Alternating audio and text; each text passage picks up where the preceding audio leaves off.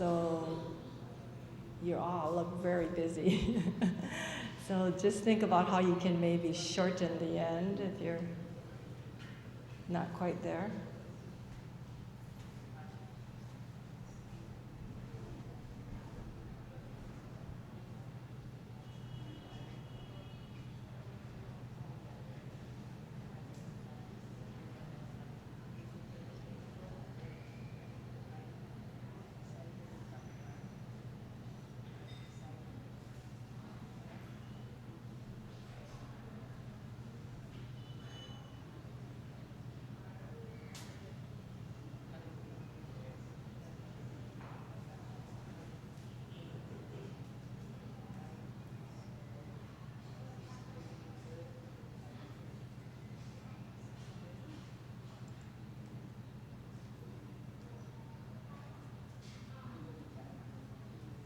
With yet, or share breath with, and maybe in groups of about 3 or 4, and then share your stories with each other, what you came up with.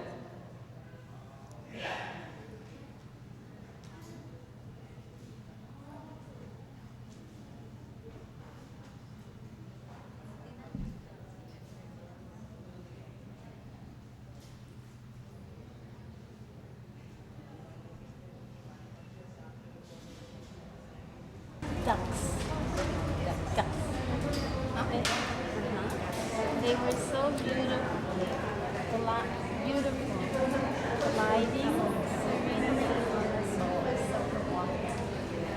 We would slosh through the cattails of the marshes to spy on them and admire them. And if we weren't quiet enough, watch them sail toward the sky with stretched wings. Sometimes we found nests with lovely blue speckled eggs, and we joked about how many it would take to make an omelet. Duck eggs. We heard that if we touched them, the mother would never die, and the eggs would never hatch into small birds. But one day, in an old abandoned house, we found a nest of robin's eggs, and we couldn't help ourselves. We touched them, feeling very guilty and very naughty. A few days later, when we came back, we found that the birds had hatched. But because the mother never came back, the baby birds had died. There they were, all dead and decomposing in the nest. A terrible sight. My first big lesson in dukkha and karma. This can exactly tell you the real story of the challenges and the difficulty faced by the widow and who always suffered by the bad affront from other men or other families.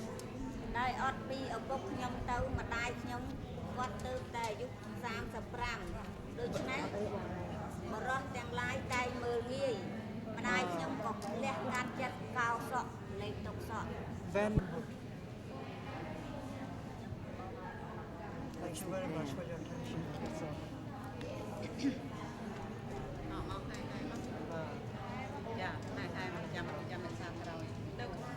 Her father was Thai born. Her father was Thai born. He got married in 1967.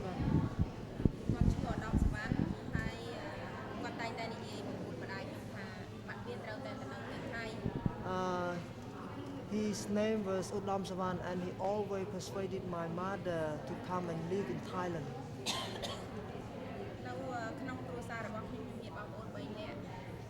There were 3 children in my family.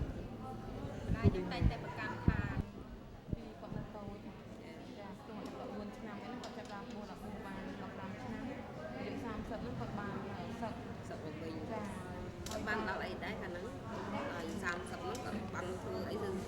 គាត់មកមិនបានដឹងថាគាត់បានធ្វើអីពេលដែលគាត់មុនគាត់ចេញពីស្រុកគាត់មកគាត់នៅក្នុងប្រទេសវៀតណាមចេញមកដល់ពេលគាត់ស្គាល់គាត់បានចូលឆ្នាំប្រឡងក្នុងការងាររបស់ការហើយនៅពេលដែលគាត់នៅក្នុង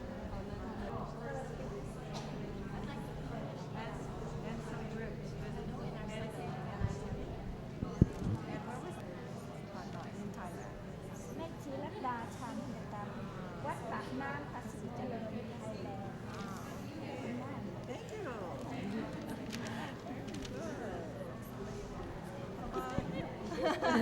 How about how do you say your name?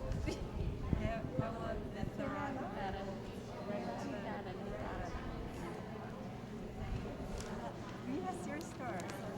Can you tell us before she tells us the question? Children teach Buddhism. One day I took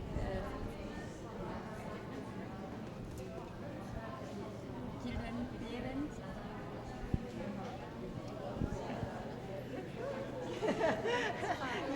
You're doing it much better than I could do in your language. With the parents.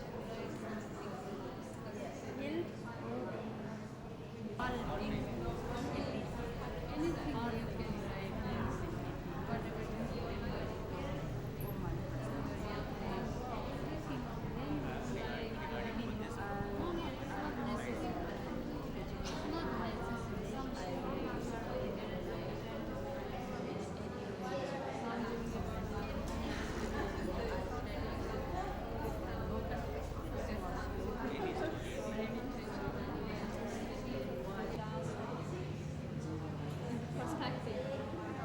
I admire him so much for the Yes. at that time. Courage during that time. And also my grandmother, being so brave. Somebody writes you a letter and you just... And she decided yes, we follow him. And she also, yeah, was quite unusual, I think, also. For that time in Switzerland, To have a was woman do that, yes, right? Yes, a woman, And how had you known her before? When you said that you remembered... Still, Yeah. Wow, what years was this? what years? That was Yeah, in around 1920. 1920. 1920, yes. Wow. So, Sounds like some of that then went to you about some of that spirit of adventure. yes, and then later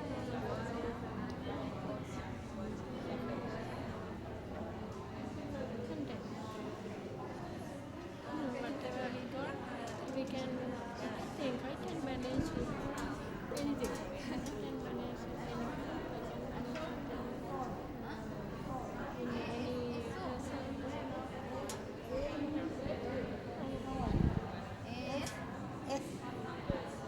Sorry.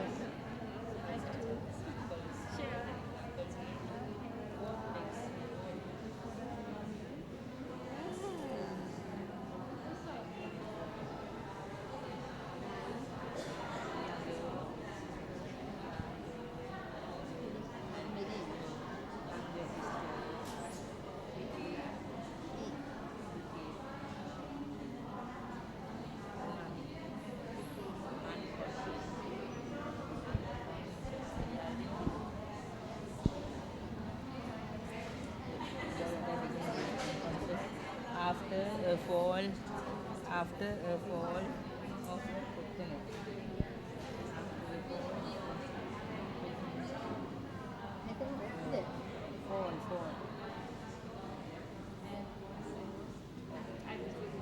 The problem with me is, I remember, maybe it was the first question because I was the third youngest. Then there was a breakthrough. My younger sister and my brother, they were only after 5 years old when I was 5 years old. So it was kind of, I used to have the most trouble. Like I couldn't get up early because they sleep early and wake up early over there. No electricity, that's why they wake up early and start their work. They sleep early. And then my mother will lift me and put it in every corner because she has to work in the house, and then I was, everywhere. She will pull me that other corner, and then if she needs to work in that corner, she will pull me that. I'll never get up. So maybe you wasn't meant to be a physical word. Yeah. Words to explain it, but that feeling or something. Just a couple of weeks ago. So the men could be anything the boy, the young boy, and the man went to the police station, and the leader of the police asked, what happened with all of you, and you have a quarrel together? And the man said, this boy he's very old, and he's scold me, crazy stupid man. And the boy and the police asked the boy, why you scold him? And the boy said, I didn't scold him, but he scolded me a lot. And then I said, if I am angry, I will scold him like this. But now I am not angry yet. and then the police said, oh, there is no problem. You didn't scold him yet, so you go home. Let's go. So for the police, such things even they go. Yeah. To the police station for such little things also they go. Yeah. They asked that, and so no answer from the man, and ask the man again, is that he said that? And the man said yes. So let's go home because You have not scolded. you have not scolded yet.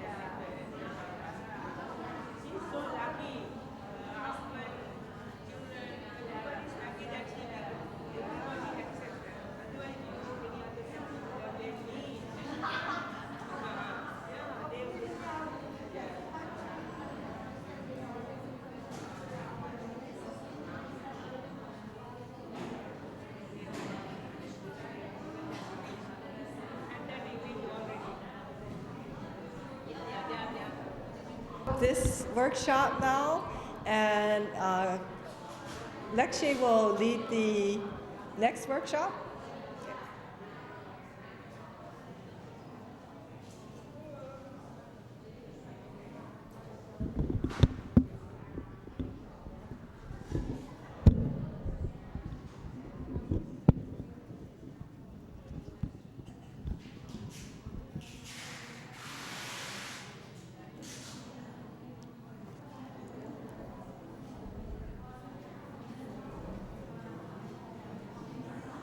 May I have your attention, please?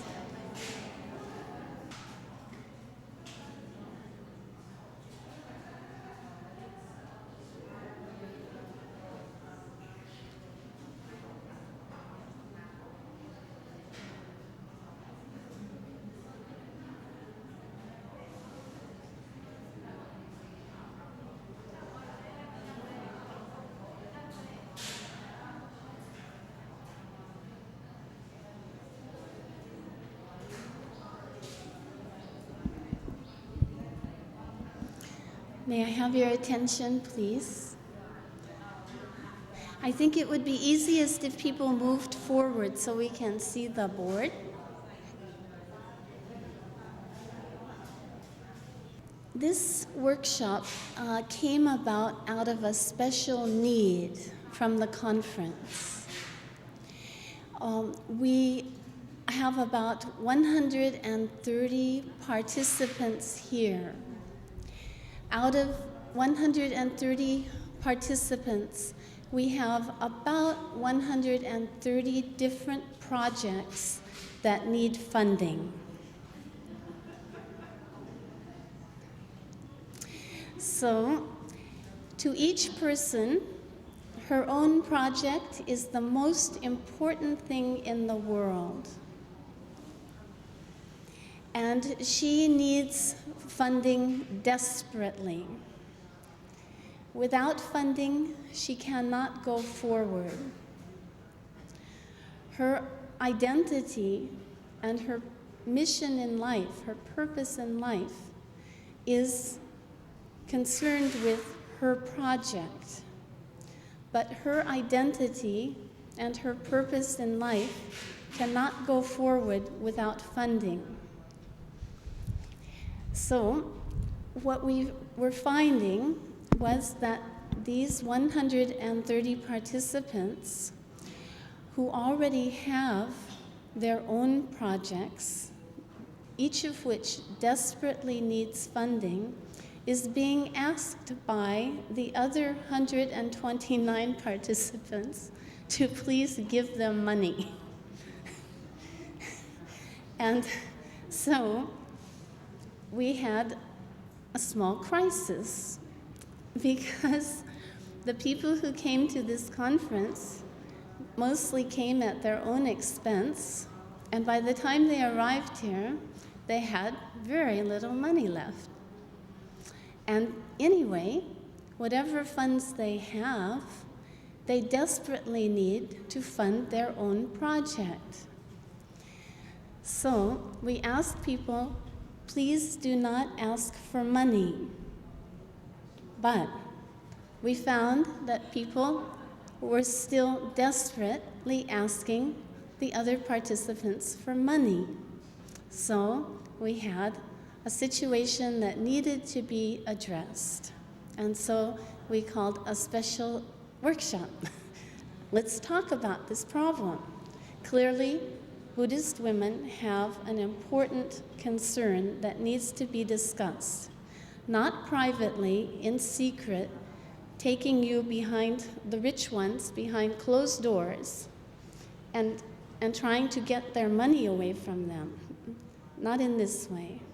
Not by grabbing the microphone and asking for money from the microphone, but let's deal with it openly, and I'm just going to start off the discussion. I hope that other people will have ideas.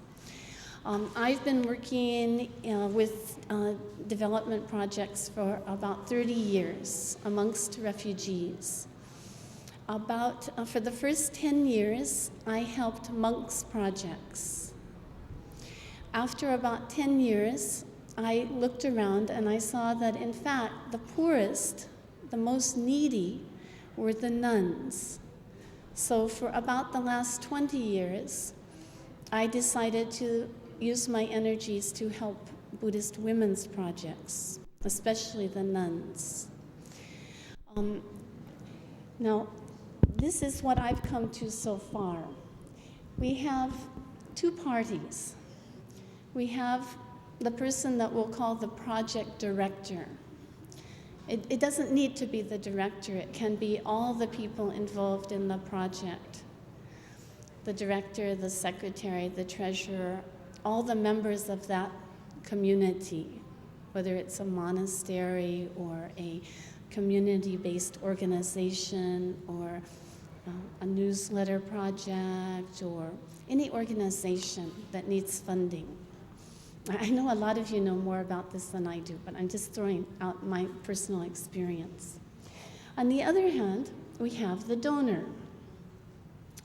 Okay, the project director needs help. And her problem is that she has too few sponsors. The donor wants to help. Whatever she has, I mean, we all want to help. That's why we're here. But the problem, one of the problems, is that there's so many needs.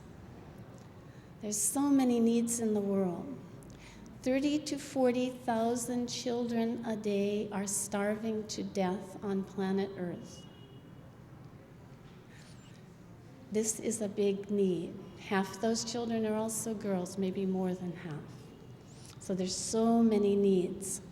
And in the United States, where I live, every week in the mail, every day in the mail, we get 5 or 6 very glossy, very beautiful, very expensive appeals for money. And the people who have money and want to help are very tired of being asked to donate money. Okay, so this is the first, these are our first, that's the foundation of our situation. Okay. Now, the project director then needs to find sources of funding. What are the possible sources of funding that she can go for? One is to ask her friends.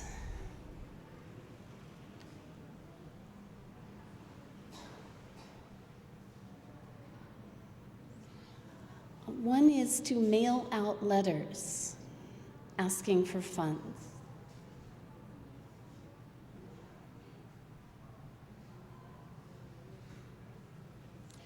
One is to apply for grants. It's called applying for grants. It's a skill that people go to school to learn. I think some places you can actually get a degree in it. Grant writing, applying for funding.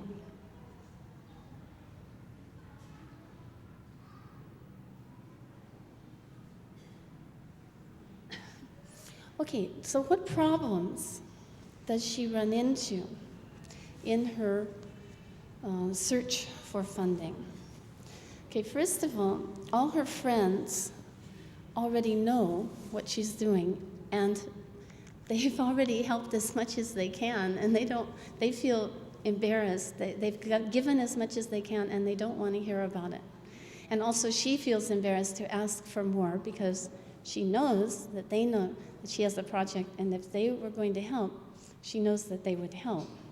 So that one stops pretty quick. Sometimes you're lucky, you'll get a friend who helps continuously. But I found that you have to be very careful with this. I'm sure you all know the story about the goose, killing the goose that lays the golden egg. Yeah. The goose is laying one beautiful golden egg every week. But the greedy man, I think it's a man, decides he wants the golden egg more quickly. So he decides to kill the goose to get more golden eggs, and that's the end of the story. So this happens many times in fundraising, that a kind donor will come along and give a check for $100 or $500, and the innocent, naive project director will say, "Oh, that's great, I'll ask for another $500. And the minute that she does, the donor gets furious and is never heard from again. Okay, so the second option is mailings. You mail out your letter. You mail out a letter saying what your needs are. You make a brochure. You get hold of some mailing lists with people's names on it, and you send each a copy of your appeal. It can be a letter of appeal. It can be a brochure. And it can range in tone from, here's what I'm doing if you'd like to help, or to, I desperately need money now. Okay? And this has varying results. It depends on how good a mailing list you have, how good your brochure is, how your audience. A general mailing usually hardly pays for your mailing costs. We tried this, I've tried this in the past. If just a general mailing to just the general public, your results are hardly worth your effort. Sometimes people ask several of their friends to mail out their appeal. So what happens is that someone like myself receives the same letter from about 10 different people saying, I am the only person helping this project. And it's clear that the project director has 10 people who are actively sending out the mailings. And 10 of them have arrived in my mailbox, each one saying, you are my only source of hope.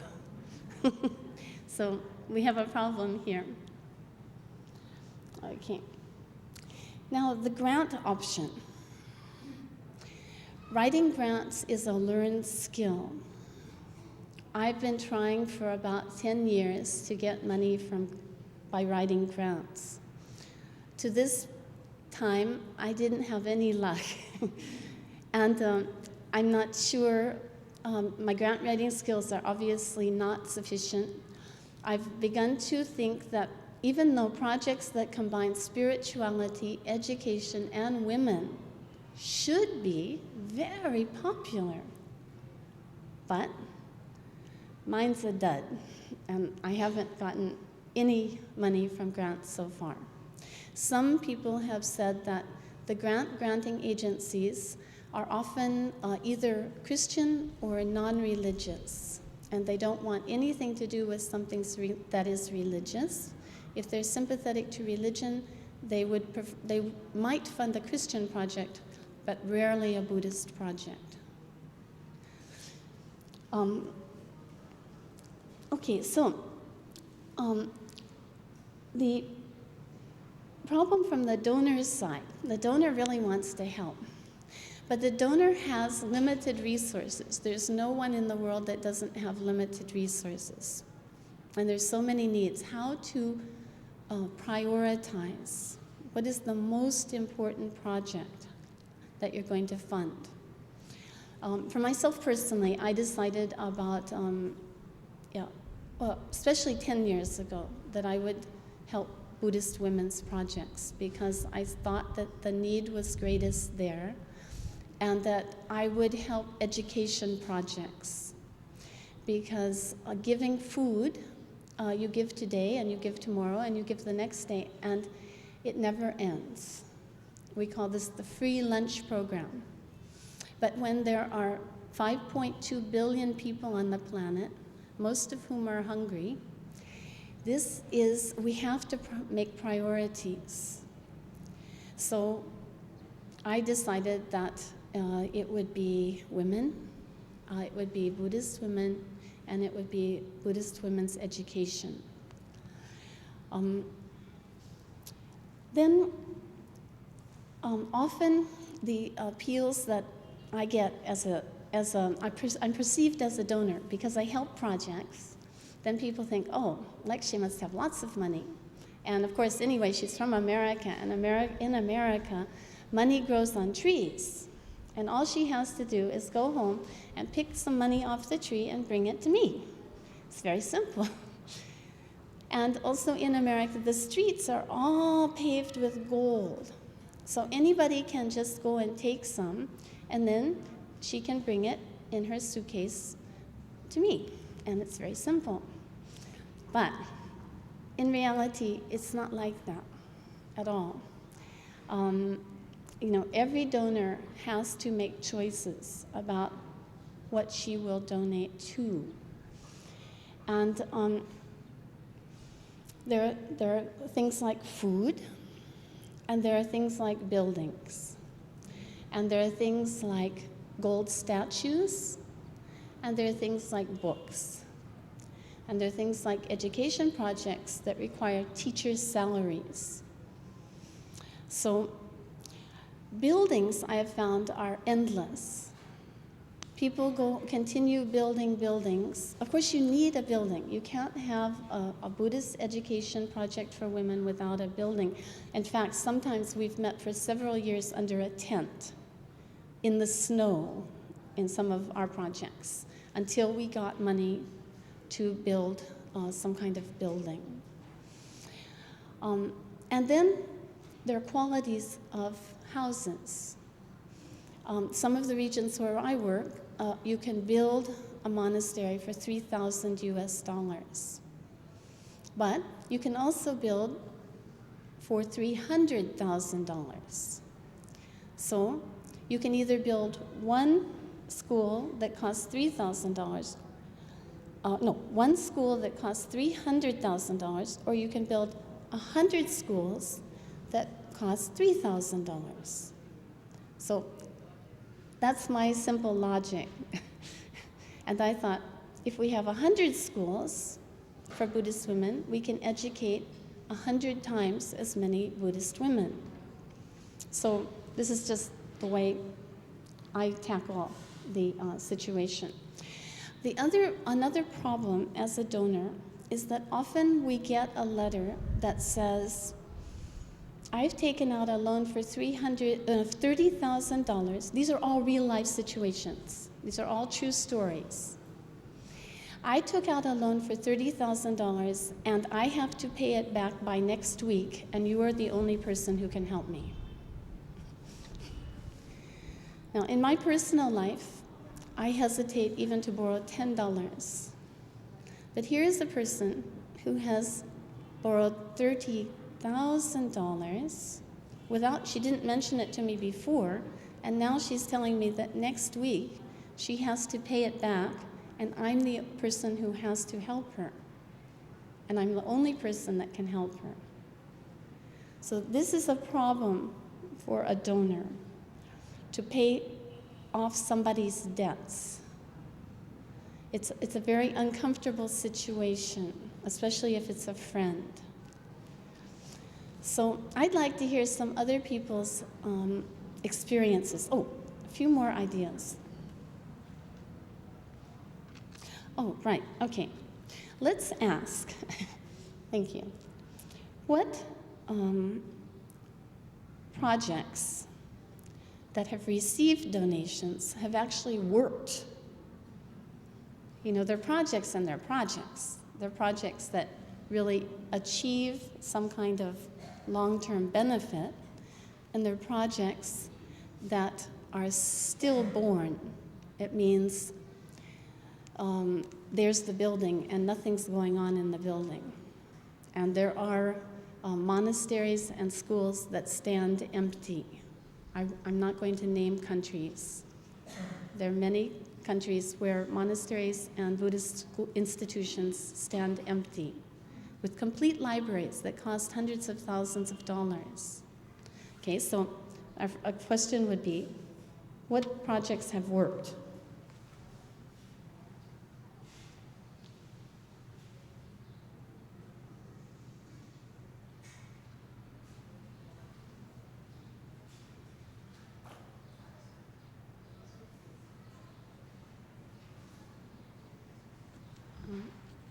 Second, what donations have been most helpful?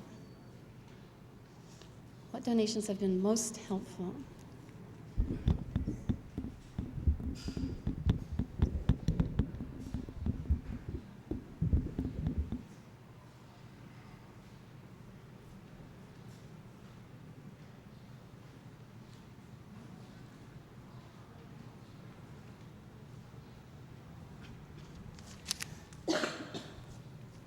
And now I must mention a very sensitive issue.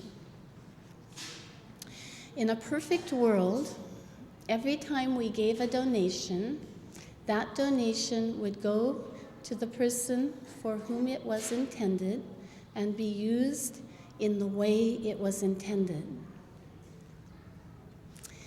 In samsaric world, there are many cases where the donation that is raised does not reach its destination.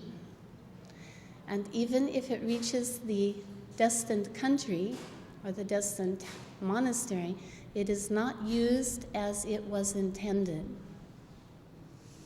There's some very, very sad stories.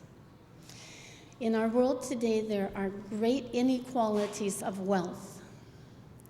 There are people who have incomes of millions of dollars per year, and there are people who have incomes of $300 a year or less. So this is a situation that is ripe for abuse. So what has happened in the last, especially in the last 10 years, is that people have gone to rich Buddhist countries and requested donations and received donations in hundreds of thousands of dollars that never reached the place they were intended to reach. And sometimes, even when those donations reached the place, they were not used as they were intended to be used. There's one case where it was $500,000 US donated for a school in India, and when the donors went to India, to the place, there was no school. That's only one story. There's another case of a library in Sri Lanka. I don't want to really name countries because these problems happen every place, in every country. They happen in America too. So there's the ethics of giving. There's also, there's an ethics of giving. And that's why I wrote responsible giving, responsible receiving. What is the responsibility of the donor? Okay, the donor has $1,000 to give out of a sincere heart. And the person it has to work for a living, does not have time to go to the country to check up whether the donation has arrived or how it has been used. It's a very delicate matter to go to an institution and say, let me see your books. Can I see your accounts? What did you spend my donation on? But the other side of that story is that there are institutions that send out letters asking for $600 for a cow and raise $600 for the cow from many people and send the picture of the same cow to all the different donors. So when these two people meet in Los Angeles or Tokyo or Frankfurt, and they talk to each other, as Western people often do, especially Buddhist donors. Most of us know each other. When we sit down to talk about our projects and what we are donating for, we find out that we each gave $600 for the same cow. And this has caused many people to become very disillusioned with Buddhist fundraising and also to become, sadly, disillusioned with Buddhism. Why are Buddhists so concerned about money, they say? Buddhism is a path of contentment, living a simple life, just begging for one lunch per day, quietly. But everywhere I go, Buddhists are asking me for money. What's happening here? So I'd invite people to come up and make some comments.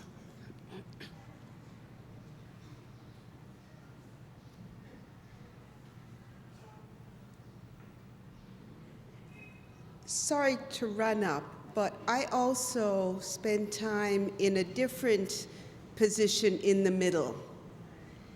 I write many grant proposals, and many of them get funds.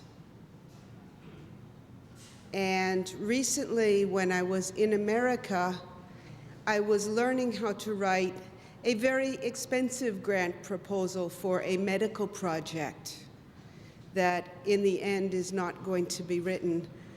But there are things about this intermediate process that I'd kind of like to add to the picture. Can I borrow the? Yeah. One, for grants, there are very thick books in very tiny print that tell you what donor gives what to whom for what. You can get those books in Boston. Boston is not where we need those books. So I want to put those books up there because those books make it very much easier to find out who to ask.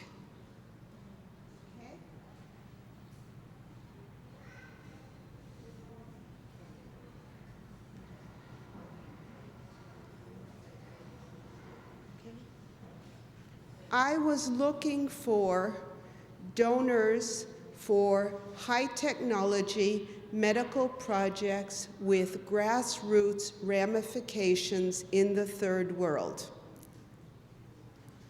This is not a general project. I came back with 75 photocopied pages of donors. Okay. There's also a big weekly magazine. It's called Chronicles of Philanthropy.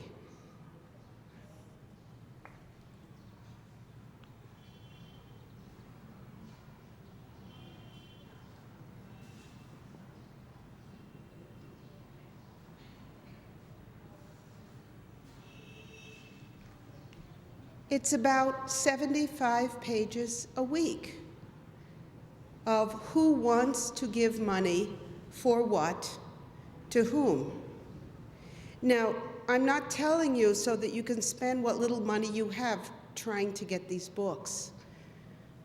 The reason I'm bringing this up is because it's part of the question of essential information.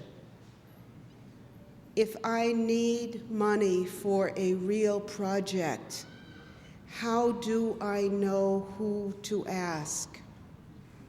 And it's part of the colonial structure that we live in, that information is not where it's needed, and it's not in the languages in which it is needed. So that's why I'm talking about these books. I'm talking about these books because, sure, they need them in Boston. The place I was seeing these books has projects in Haiti, has projects in Chiapas, has projects in Peru, works with poor people and AIDS and tuberculosis, all right? They need these books. But many, many, many organizations and groups who need these books just as much and more do not have access. The group I was working with at the time had access because I was in America for another purpose. So I want to add here the problem of access to essential information, because this is one of the places where our friends who may not have money may be able to help us by going to the library, by sending us email that has lists of who is interested, who are the 5 donors for Buddhist women's education, okay? So it's another kind of helpfulness that our friends who live in the first world and have access to information can help us with. The other problem I want to raise is fashions in philanthropy. Okay, was interested in some very serious birth defects that exist in Cambodia, was interested in providing surgery that couldn't be provided elsewhere.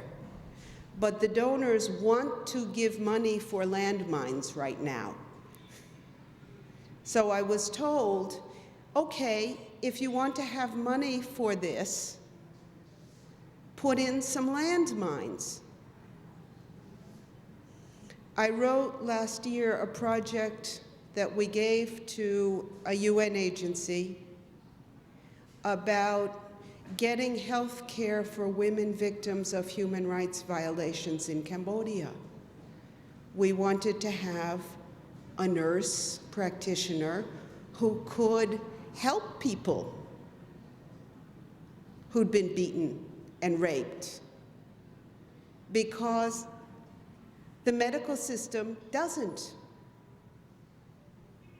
All right, we asked for $9,000 for a pilot project. It came back, we will give you $25,000, but we want you to be doing education.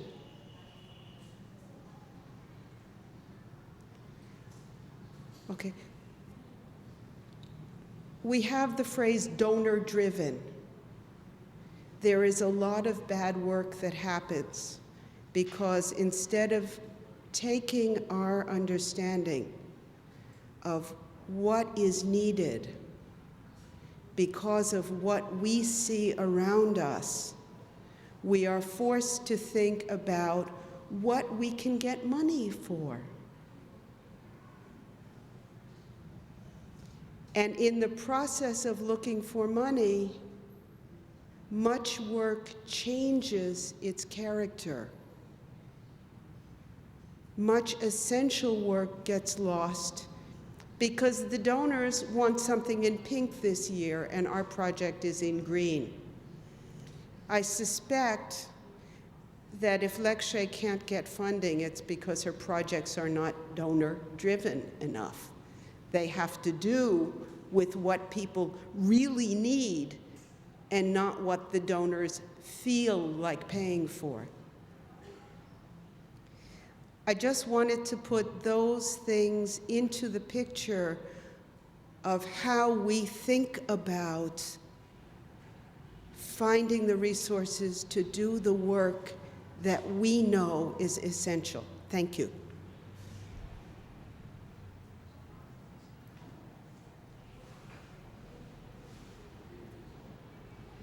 So maybe now I'll offer you a few words about donors because I work for one. I am not here in a professional capacity. I am not here representing my boss, who is a donor. I'm here as a private individual. But I wanted just to share some words with you about this business of donors and their ideas about how their money should be spent. I understand completely the frustration that you experience. It's frustrating for me also in my job. If you can manage, if you can find time, energy, and helpful people, you can get information locally, I hope. At least in my country, in Armenia, where I work. You can go to embassies and you can go to United Nations agencies. You can go to international aid organizations, and they will give you information, maybe even in the local language, and they will explain to you what is available. Almost every Western embassy has some form of a donation program every year. United Nations agencies also, every year they have a new flavor of the year, a new color of the year, something is for them a hot topic, and they set aside money for certain projects. I know that for Central Asia and for the Caucasus, the UNDP right now has a considerable amount of funding for women's projects. The task for you is to find out just exactly what is the framework, what is the category of the project that they are willing to fund. And I hope that you will be able to get help from your colleagues, your sisters in Boston or Washington or wherever. But I also hope that you can find information in embassies in Bangkok, in Phnom Penh, in the countries where you are living. Maybe I'm wrong, I'm new to this region, but I'm hoping that you locally can get some information, even in the local language. But it means a lot of time spent on your part. And believe me, speaking as someone working for a donor organization, when we receive grants that are written, and it's clear from what is written that the author of the grant understands my organization and knows what are the limits of my organization and funding, it makes it easier for us to make our decisions and to give the money faster and more efficiently. But that means there's a lot of work for the people out there. In my job, probably we reject about 95% of the proposals that come to us. It's really exhausting work, and it's heartbreaking. There was something else I wanted to say, and now I can't remember. I wanted to mention about local information, local languages. I don't know. Anyway, I'm here for the rest of the week, so if you want to talk with me privately, I'd be happy to. Thanks.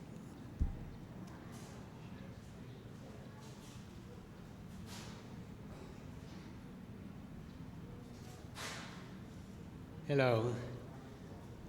I want to share something about donations and donors. I come from a first world country that doesn't know tiddly about Buddhism and look on Buddhist monks and nuns as being kind of odd and perverse. Many of the donors in our country wouldn't give us a dime. However, I want to tell you something very interesting. I arrived in Seattle, Washington in 1989 with $700. I came from Japan. I only had a box about this big and my robes. Until last year, since this is 98, but I was still there last year, the Buddhist monk had over 300 AIDS patients, gave money away freely. Where it came from, I don't know, but it always arrived on time. In the Christian religion, we call that providence. I haven't exactly figured out a Buddhist word for it.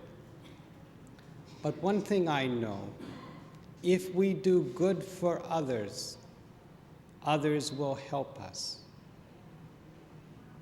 We have to launch out and go. I came here on a project of my own, funded by myself. So I hit the streets in the morning to do bintabat. And when I got to Cambodia, I was surprised they give me money instead of food. However, the money that I collect on bintabat pays for the printing that I give away, and it increases every day. I don't understand it, but I guess the same principle is being used here as it was in Seattle. One thing that I found was interesting when I was a Christian, I learned a little bit of history about missions. And one pastor in Lincoln, Nebraska, who opened a home for mental defective people, in 1913 said that he never asked a great donor for money because that would only happen once or twice. And sometimes it was discouraging because they were turned down. But he said he always turned to the common folk who always had a purse ready to help. Since there were more common folk than very rich folks at that time, his institution grew. But he did make one suggestion. He says the hardest thing to get is not money. It's people who will dedicate their life to a project or to an ideal. I think when we look at money, it will come. But the emphasis and the greatest donation of all is human beings who will dedicate their human life for the cause of the good. This is the greatest donation. And thank you for donating your life.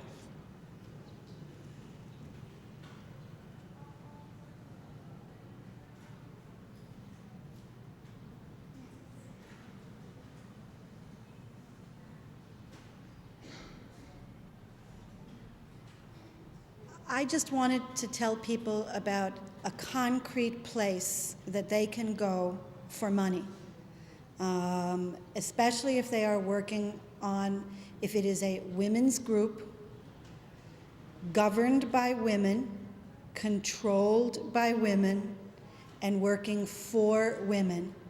And I have some brochures with me. You can go to the Global Fund for Women. And this foundation has been around now for 10 years. It gives away around $1 million a year in very small grants, $1,000, $2,000, up to $10,000. It has minimal bureaucracy. It does not expect a fancy proposal. And it has an interest in women and religion. So this is one place that you can go, and anyone who is raising money, I would be happy to give you a proposal, a form. But the question that I wanted to ask, I hope you don't mind, is I'm a little concerned because every one of us who has come up to this microphone, maybe I'm wrong, but everyone who's come up to this microphone is a Westerner.